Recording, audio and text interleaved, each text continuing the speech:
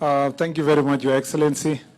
Ile maneno umesema inawakilisha sisi wote kama serikali kuu, na ninakushukuru sana kwa kuhakikisha umekuja kutuongoza hapa kwa hafla hii, na sio Mai Mahiu peke yake. Ile directive umeleta kwa hapa inatumika kwa Kenya mzima. Tunaomba Wakenya wetu wote kutoka Pwani mpaka Turkana mpaka huko Kisiwani Kisumu, nawaomba sana kila sehemu ambayo kuna maji mtusaidie kuhakikisha kwamba madereva wahakikishe kwamba mmelinda maisha ya mwananchi wa kawaida. Kama Wizara ya Barabara na Uchukuzi, kazi yetu hivi sasa ni kuhamasisha wananchi wajiondoe kwa sehemu hatari, lakini pia tunawahamasisha kuhakikisha kwamba wamefuata maagizo ya kisheria. Pia tunawaomba kwa heshima sana ya kwamba mshirikiane na serikali kuhakikisha usalama wa wananchi umeimarika.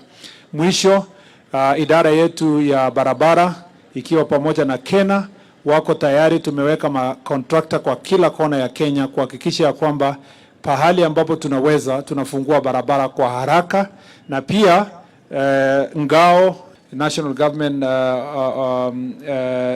system ya kutoka chief mpaka county commissioner, tunafanya kazi na hao kuhamasisha watu sehemu ambayo hawafai kuvuka wakati huu, na tunawaomba tukiwaambia sio msaa na sio mchezo. Kama vile tumeona Your Excellency vile umesema, unaona mtu mzima kabisa, watu wengi wamejaa kama wenye wako hapa na wamekaa kando hawavuki kwa barabara fulani, lakini unaona watu wanaingia gari fulani na kusema ati gari iko na uwezo fulani. Hakuna gari iko na uwezo kupigana na maji. Tunawaomba sana kwa heshima tufuate maagizo ya sheria.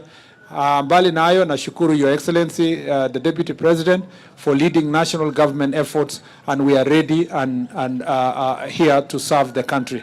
Because of the rains, nataka nimalizie hapo. Asanteni sana na Mungu awafariji. Asante sana. Asanteni sana.